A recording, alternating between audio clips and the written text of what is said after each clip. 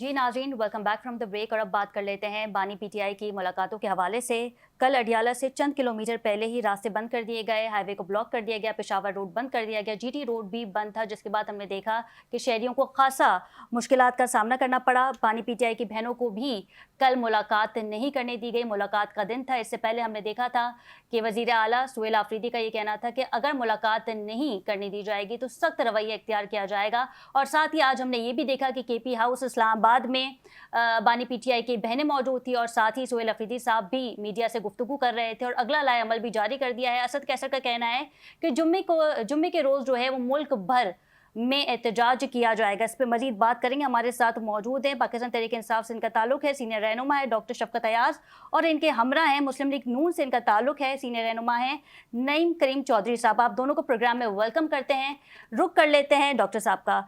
Doctor साहब, कई बातें हो रही हैं, लेकिन सुहेल अफरीदी साहब के रवैये के हवाले से भी बातें हो रही हैं। जिस तरीके से उन्होंने पुलिस एहलकार से बात की और साथ ही उनका एक स्टेटमेंट भी मौजूद है कि क्या आप मुल्क को तोड़ना चाहते हैं, इस पर बड़ी तनकीद की जा रही है।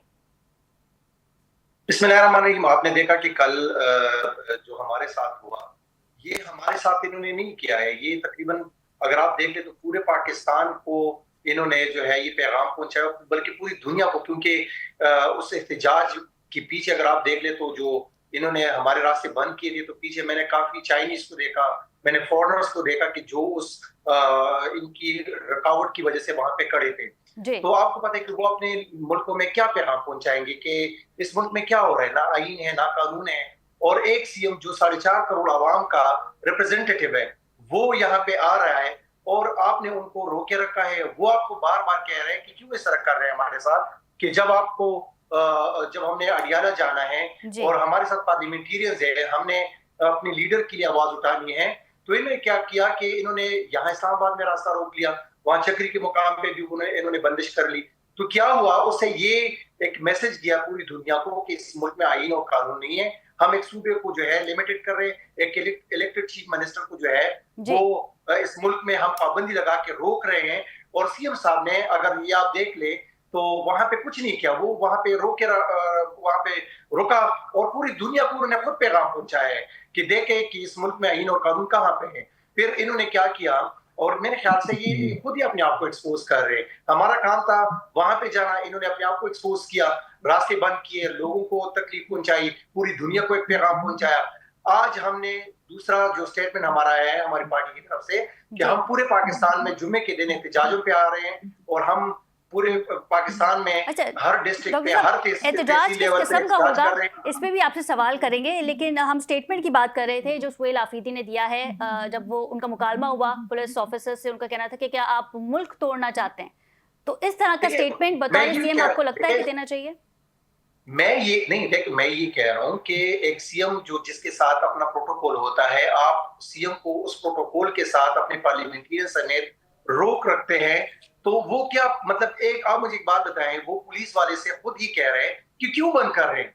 मतलब आपके पास ऐसा कौन सा वो है कानून है जिस पे आप मेरा रास्ता रोक रहे हैं? और अगर ये जाने देते तो ये अडियाला चले जाते, अडियाला में बैठ जाते, ज्यादा से ज्यादा वहां के जो मुकामी लोग थे वो उनको तकलीफ पहुंच जाती।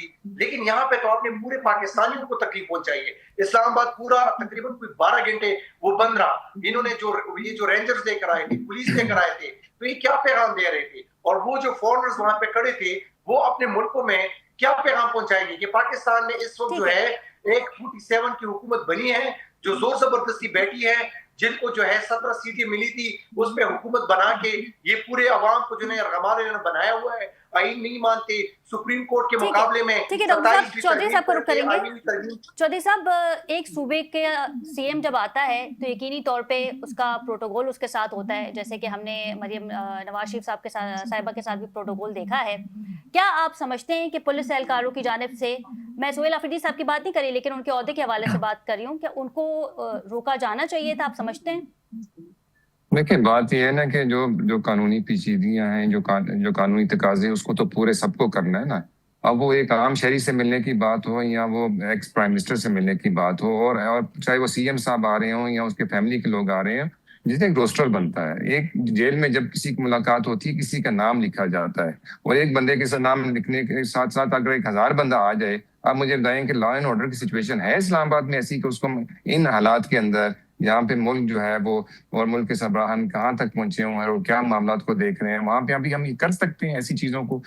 आए आप पुरअमन उस तरीके से आए, आपका नाम लिखा हुआ है अफरीदी साहब, बिल्कुल सेफ सिटी है ये इस्लामाबाद, यहाँ अगर वकीले भी आएंगे तो कुछ नहीं होगा, उनको भी इस चीज का यकीन है, और आए अपने नॉर्मल प्रोटोकॉल के। लेकिन अगर 100 चौधरी साहब, गाड़ियां जेल हैं, इंतजामिया को जो है वो लिस्ट दे दी जाती है और अदालत का भी बिल्कुल फैसला जो है बिल्कुल वो मौजूद है बिल्कुल कि मंगल और बिल्कुल जुमेरात को जो है वो बानी पीटीआई से बिल्कुल मुलाकात का दिन होता है। जी चौधरी साहब। जी जी, उन्हीं लोगों के लिए मुलाकात के लिए उनको आना चाहिए जिनका उन पर नाम है। आप उनके साथ अगर हजारों की तादाद में या सैकड़ों की तादाद में लोग आएंगे, आप मुझे बताएं कि कैसे इस्लामाबाद में उनको एंटर होने दिया जाए, किस तरह उनको आगे आने दिया जाए, ये सारी चीजों को सोचना चाहिए। आए मुलाकात, पहले के मुलाकातें नहीं आई, मुझे पहले तो बता दें कि पहले भी तो मुलाकातें हुई, इन्हीं की लेकिन मुलाकातें हुई, फिर इनकी फैमिली की मुलाकातों पे मुलाकातें पाबंदी हुई। आयद कर दी गई, जिस तरह के स्टेटमेंट और आए अमन हलीमा साहिबा तरीके की से जानिब से। देखें, कोई पाबंदी किसी पे आयद नहीं की, तरीकेकार के ऊपर सिर्फ जो है पाबंदी लगाई गई है कि जिस तरीकेकार से वो आ रहे हैं आपके सामने। इससे पहले भी अगर मेरे भाई ने बिल्कुल रेफरेंस दिया, आपने भी रेफरेंस दे रहे कि मरियम नवाज साहबा का, वो भी आप मुलाकातें देख लें, वो भी आपके सामने रिकॉर्डेड है। आप मुझे बता रहे कितने उनके जो है ना उसके पीछे लोग आते थे उन मुलाकातों करने के लिए, और मैं खुद जाता रहा हूँ ख्वाजा साद रफी को देखने, अकेले ही हम जाते थे, और हमारे कोई भी अगर मिनिस्टर्स आते तो अकेले शख्स ही आते थे उनसे मुलाकात करने के लिए। इसी तरह मियां नवाज शरीफ साहब से मिलने हमने भी देखा है, लांडी जेल के अंदर भी हमने देखा और यहाँ पे भी हमने देखा कि एक एक दो दो लोग ही जाते थे। देखिए पुरअमन एहतजाज का भी इनके पास हक इनके पास मौजूद है, और मुलाकातों के अंदर भी जो प्रोसीजर डिफाइंड है उसके कानून के मुताबिक वो आए 100 दफा मुलाकातें लेकिन हैं, चौधरी साहब, कोई इस बात इसको नहीं को रोक तो रहा। डिनाई नहीं किया जा सकता कि इस वक्त मुलाकातों पे पाबंदी है। देखिए अगर कानून ने इजाजत दी है और अदालत ने उसका आपको नोटिस दिया हुआ है, अदालत ने उसकी परमिशन दी हुई है कि मुलाकात होनी चाहिए, तो मेरा नहीं ख्याल है कि उसमें हुकूमत का कोई रोल होगा कि उसको रोके। तो ये अदालतों से उनको रजू करना पड़ेगा इस हवाले से कि अगर अदालत ने उनको कहा अलाउ किया कि मुलाकात करें तो क्यों रोका गया। तो मेरा उसके ऊपर मौक़िफ़ यही है कि अगर अदालत ने कहा है मिले तो उनको मिलना चाहिए और उसकी इजाजत होनी चाहिए, लेकिन उस तरीकेकार के मुताबिक होनी लेकिन चाहिए जो कानून के अंदर मौजूद है। आप क्या समझते हैं कि पंजाब पुलिस जो है वो अडियाला के बाहर मौजूद होती है, और कल तो हमने देखा कि इस्लामाबाद पुलिस भी मौजूद थी, आखिर इन्हें अहकामात कौन दे रहा है?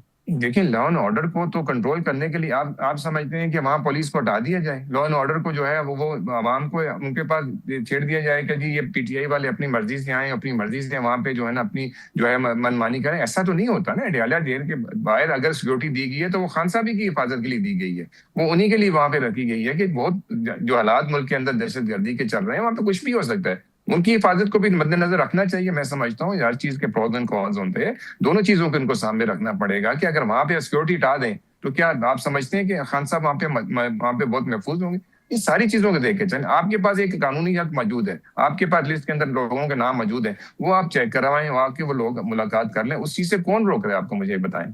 अच्छा, तो फिर चौधरी साहब, जो मैं आपके बात का मतलब समझी हूँ कि अगर अलीमा जी साहिबा अपनी फैमिली के साथ आती है, कारकुन नहीं होते, और फैमिली के साथ आती हैं, अडियाला के बाहर उस दिन मौजूद होती है जिस दिन मुलाकात का दिन बताया गया है, तो फिर क्या अडियाला की जानिब से, इंतजामिया की जानिब से उन्हें मुलाकात करने दी जाएगी बानी पीटीआई अगर के साथ? कानूनी परमिशन उनके पास मौजूद है, लिस्ट के अंदर उनका नाम लिखा गया है, तो लाजमी उनकी मुलाकात होगी, और उससे उनको कोई नहीं रोकेगा। और ये जो बार बार मुतालबा किया जा रहा है शिफा इंटरनेशनल हॉस्पिटल का, और ये भी बताया जा रहा है कि फैमिली की मौजूदगी में उनका ट्रीटमेंट करवाया जाए। हमने इससे पहले भी देखा कि आधी रात को बानी पीटीआई को हॉस्पिटल लाया गया, पिम्स हॉस्पिटल, और वहां पे उनका ट्रीटमेंट भी हुआ।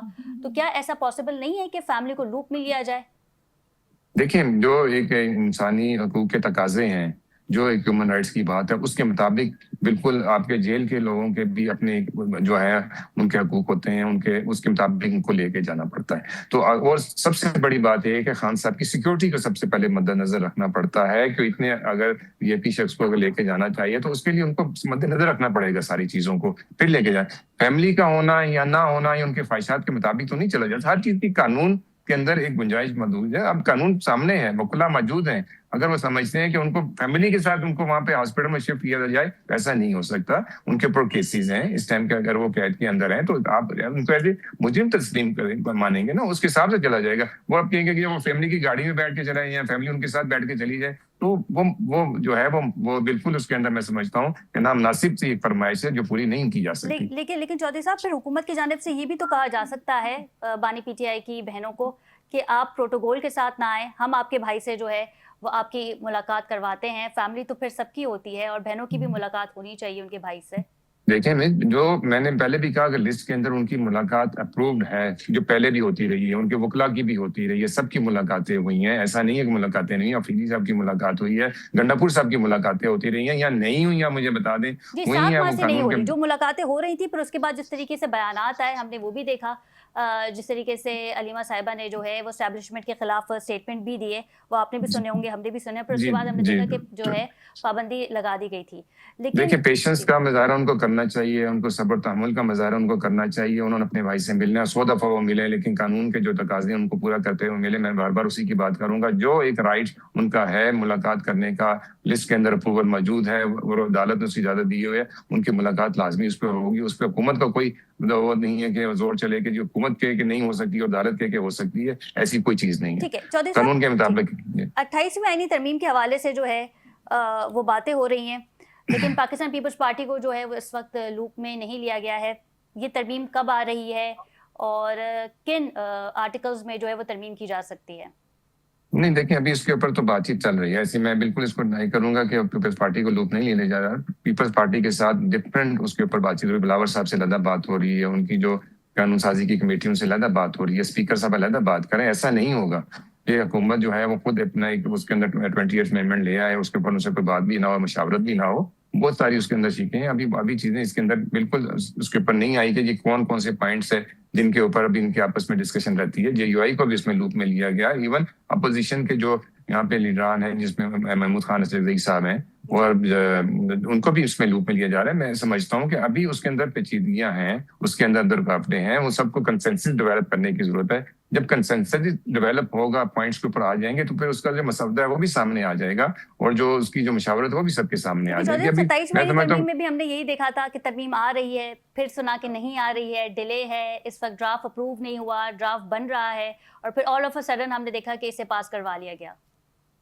देखिए, पास किसने किया? फरिश्तों ने तो पास नहीं किया ना। इन्हीं जो आपके अंदर जो उसमें बैठे हुए हैं, ऐवान के अंदर जो मेजोरिटी है, उन्होंने उसको प्रूव किया ना। बात यह है कि वो अगर वो उनके उसमें नहीं था, पीपल्स पार्टी को उसमें नहीं था, जो ये उसमें नहीं था, जो इत्तेहादी जमातों के उसमें उनके इसके अंदर राय शामिल नहीं थी, तो वो प्रूव ना करते ना। फिर ऐसे तो नहीं किसी ने जबरदस्ती उनसे वोटिंग कराई गई है। तो मैं समझता हूँ सबसे मशावरत होती है। ये ऐसी ब्लेम गेम के ऊपर आ जाएंगे जी बिल्कुल ऐसा किया गया, ऐसी बात नहीं है। मशावरत होती है, मसले के ऊपर बात होती है, उसके बाद आगे चीजें चलती हैं। ऐसा नहीं है कि वो आते हैं और उसके ऊपर उनको कह दिया जाता है आप इसको देखिए, पार्लियामेंट का तो काम ही कानून साजी करना होता है, और आपने बिल्कुल दुरुस्त कहा जी। सेनेट का भी यही काम है, उनका सेनेट के अंदर भी इनके नुमाइंदे मौजूद है। मैं भी हमेशा से यही कहता रहा हूँ कि पीटीआई के भी लोग उसके अंदर मौजूद है, सेनेट में मौजूद है, पार्लियामेंट के अंदर मौजूद है, कमेटियों का हिस्सा बने, आए इस कानून साजी का हिस्सा बने। उनको इतराजात हैं तो पार्लियामेंट में बैठ के उसके बाद इतराजात करें, कमेटियों के अंदर बैठ के उनके बाद इतराजात करें। स्पीकर साहब मौजूद है, उनको सुनने के लिए तैयार है, हर वक्त उनको कहा आए बैठे, आपके इतराजात है, उनको सुनने के लिए तैयार है। लेकिन इस पाकिस्तान का वो हिस्सा है, ये केपी इस पाकिस्तान का हिस्सा है, हुकूमत के साथ वो चल रहे हैं। तो मैं समझता हूँ अगर आपके सामने गवर्नर साहब ने और सीएम साहब ने इकट्ठे एक प्रेस कॉन्फ्रेंस की है, देखें बहुत सारी चीजों के ऊपर कंसेंसस भी डेवलप होता है हुकूमत के साथ। ऐसा नहीं है कि बिल्कुल ही वो अपोजिशन में चलते जा रहे हैं। तो मैं समझता हूँ उनको बैठना चाहिए, और कोई भी नेशनल इंटरेस्ट की बात है, नेशनल सिक्योरिटी की कोई बात है, उसके ऊपर इनको साथ हुकूमत के साथ बैठना चाहिए, और नुमाइंदों को बैठना चाहिए जो अंदर आपके पास मौजूद है, इनके जो नुमाइंदे इनके साथ इलेक्ट होके आए हैं, उनको बैठना चाहिए उनके साथ। बाकी आप कहेंगे कि वो हमारे 17 मेंबर जो है वो फॉर्म 47 से आए हैं, और जो केपी से आए हैं वो फॉर्म 48 से आए हैं। मैं समझता हूँ ये बात मुनासिब नहीं है। ये एक इलेक्टेड हुकूमत है, बिल्कुल उसके बाद आई है, और जो केपी के लोग हैं वो भी इसी तरह इसी इलेक्शन के थ्रू आए हैं। तो मैं समझता हूँ कि सबको उसके मुताबिक बैठ के अवानों के अंदर फैसले करने चाहिए। अच्छा चौधरी साहब, क्योंकि जिस तरीके से आपने भी कहा और मैं भी इस बात को हमने भी इस बात को इंडोर्स किया कि पार्लियामेंट का काम ही कानून साजी करना है, लेकिन 27वीं आईनी तरमीम में हमने देखा था कि कुछ शिकें जो हैं वो ड्रॉप की गई थी जिस पे इत्तफाक नहीं हो सका। क्या उन्हीं शिकों पे अब मुशावरत जारी है? वो आप मुझसे ज्यादा बेहतर तरीके से बता सकते हैं।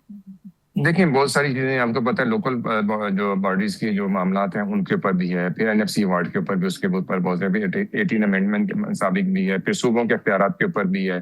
तो बहुत सारी चीजें होती हैं। जब इत्तेहादी हुकूमतें होती हैं तो जरूरी नहीं होता कि आप 100% दूसरे की बात को मान के चल रहे हो। लेकिन सबसे जो जरूरी चीज देखने की होती है कि आपका इस टाइम पर नेशनल सिक्योरिटी इंटरेस्ट क्या है। आपके मुल्क को किस चीज के लिए जो है वो बका किस चीज के अंदर, उसके मुताबिक हमें फैसले करने पड़ते हैं। हमें बाज़ दफा अपनी सियासत से बाहर आके बात करनी पड़ती है और हमें ये देखना पड़ता है कि मुल्क की मफाद के अंदर जो चीज है उसको हमने कैसे प्रेफरेंस देनी है, उसके प्रायोरिटाइज हमने कैसे करना है। तो मैं समझता हूँ चीजें थी जिसके ऊपर नहीं हो सकी, वो अब उनको आगे उसमें लेके जाना चाह रहे हैं। एमक्यूएम के भी बहुत सारे इतराजात थे, एमक्यूएम भी चाहती है कि जी उनको जो है दूर किया जाए।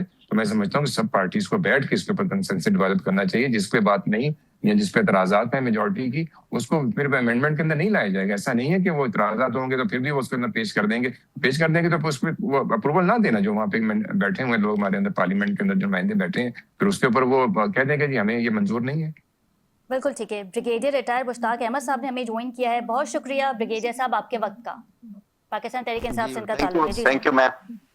सर, ये बताइएगा कि एक बार फिर जुम्मे के रोज़ जो है वो प्रोटेस्ट की कॉल दी गई है। आज हमने देखा केपी हाउस में अलीमा खान ने और सुहेल अफरीदी साहब ने जो है वो मीडिया से गुफ्तगू की। जो कुछ हमने देखा मंगल की रात अडियाला के बाहर हुआ उसे डिस्क्राइब किया गया और साथ ही हुकूमत पे जो है वो कड़ी तनकीद भी की गई। मुल्क भर में जो एहतजाज की कॉल दी जा रही है जुम्मे के रोज़, इस एहतजाज को किस तरीके से हैंडल किया जाएगा, टैकल किया जाएगा? क्या कारकुन बाहर आएंगे? डी चौक का रुख भी किया जा सकता है?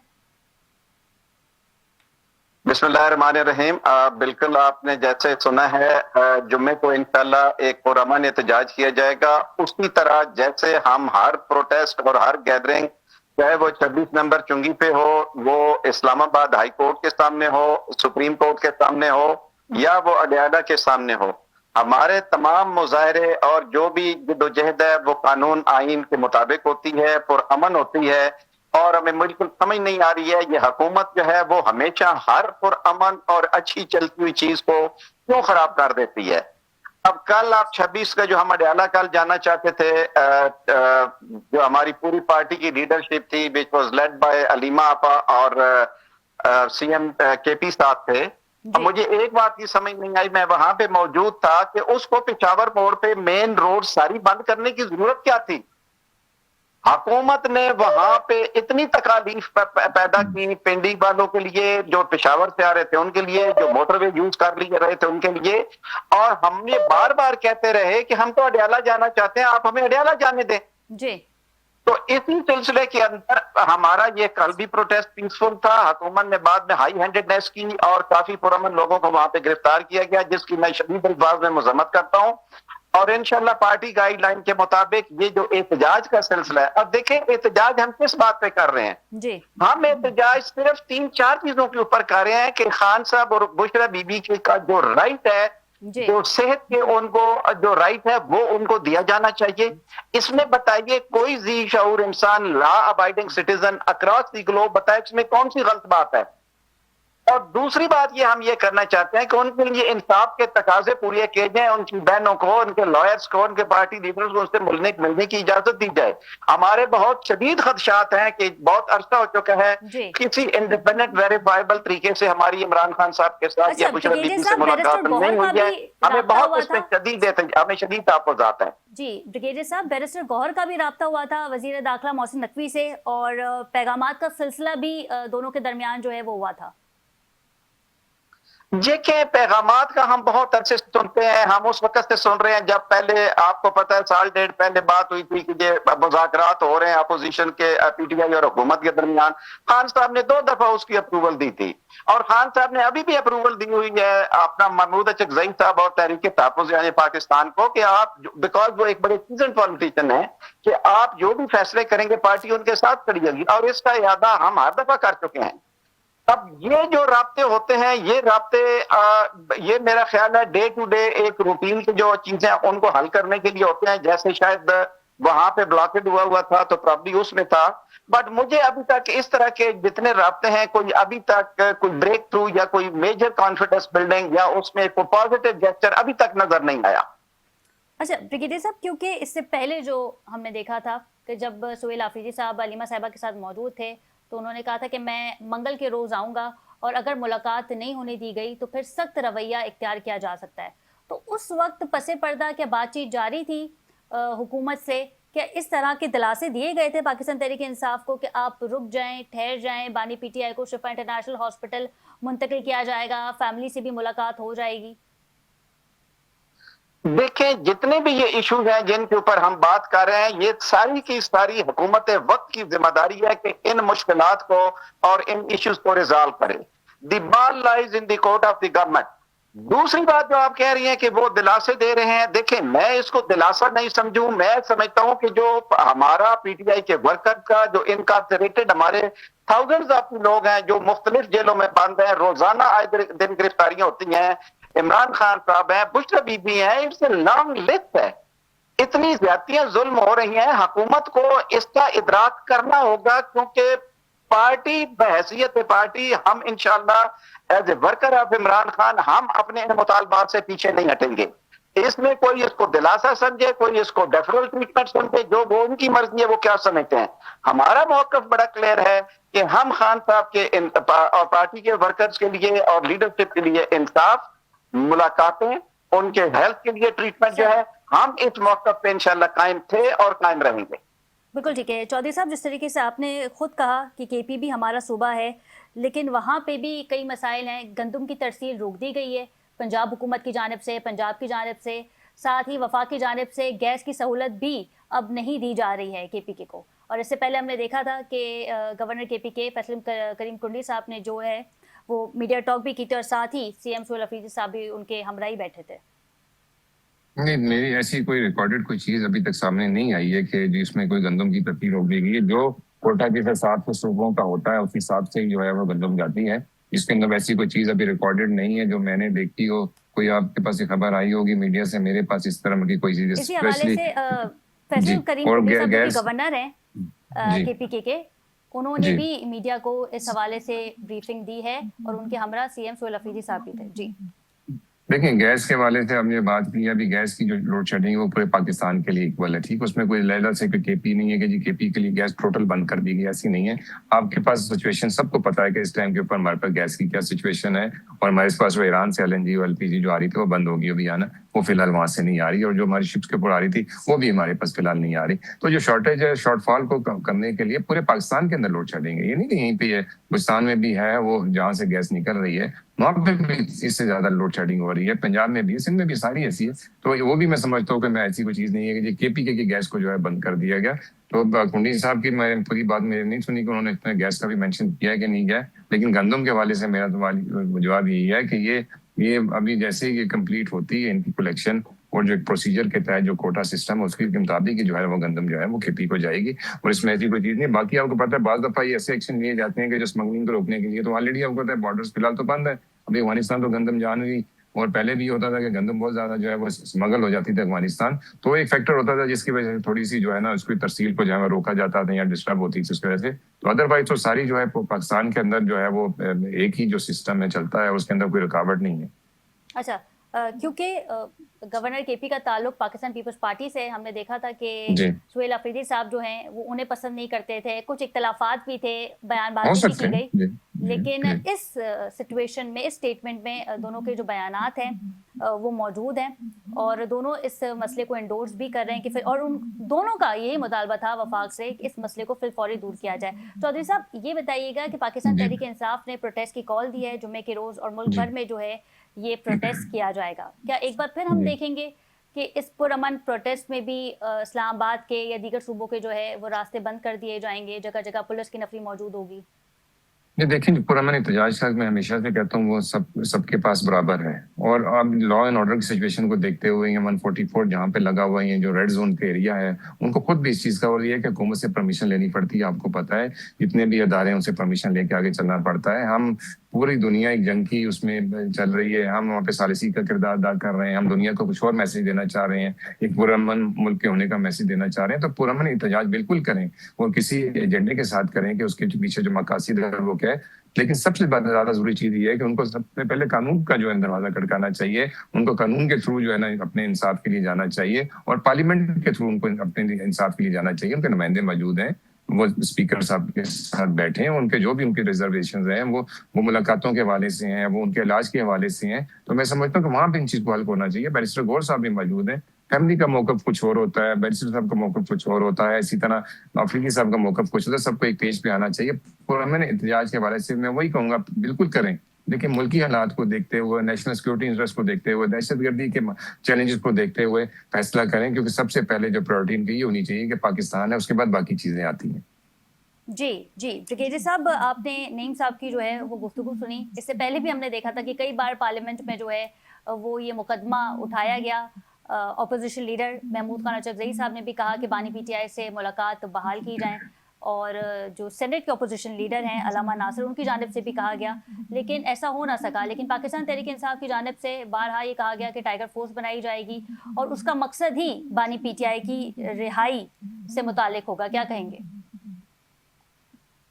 मैम, जहां तक बात ये फ्लोर ऑफ असेंबली की बात करते हैं, ये पिछले दिन हमारे एक एमपी थे, उनको लाहौर से गिरफ्तार किया गया।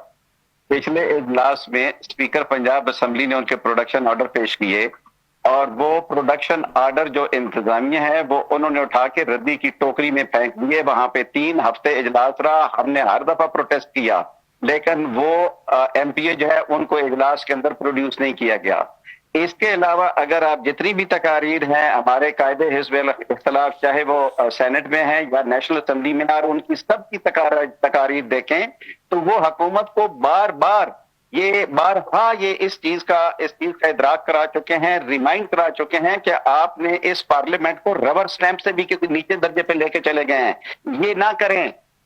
इसलिए जब आपकी कोई चीज जो है, जिस तरीके से ये 26 आईनी तरमीम पास हुई है, ये 27वीं और 28वीं का जो इस वक्त जो डोल डाला जा रहा है, और जिस तरीके से आपको यहाँ पे वाइब्स मिल रही हैं, आपको कभी एहसास या इस किसी पार्लियामेंटेरियन को एहसास हो रहा है कि क्या ये वाकई उनके कंसेंट से हो रही हैं, उनकी इनपुट से हो रही हैं, या इनके ऊपर थोपी जा रही हैं? तीसरी बात मैं ये करना चाहूंगा, सबसे पहले जो इन्होंने बात की कि वहां पे वीट की शॉर्टेज नहीं है। देखिए, गवर्नर और जो सीएम है वो दोनों पॉलिटिकल राइवल्स हैं वहां पे। बिल्कुल। अगर वो वहां पे एक मामले के ऊपर आए हैं तो क्या मसला है कि वफाक ने जो है वो सिर्फ एक सादा से अल्फाज में कि जी में कोई मसला नहीं है? क्या वो दोनों जो ऑफिस बेरर हैं, जो फेडरेशन को भी और सूबे को भी रिप्रेजेंट करते हैं, क्या उनकी बात में कोई अहमियत नहीं है? क्या फेडरल गवर्नमेंट ने कोई वहां पे इजलास बुलाने की तकलीफ का जो है वो जहमत गवारा की है? या जो गैस के मसाइल है, या जो उनकी रॉयल्टी के मसाइल हैं, अगर फेडरल गवर्नमेंट को ये जो दहशतगर्दी और खास करके केपी के अंदर जो मसाइल है, इंस्टेबिलिटी है, तो उनको हल करने के लिए फोरम मौजूद है, वो फोरम क्यों नहीं इस्तेमाल कर रहे? बहुत शुक्रिया ब्रिगेडियर साहब, आपके वक्त का इनके हमरा थे। नईम करीम चौधरी साहब, आपका भी बहुत शुक्रिया। प्रोग्राम का वक्त खत्म हुआ। अपनी मेजबान खतीजा राठौर को इजाजत दीजिए। अल्लाह निगहबान।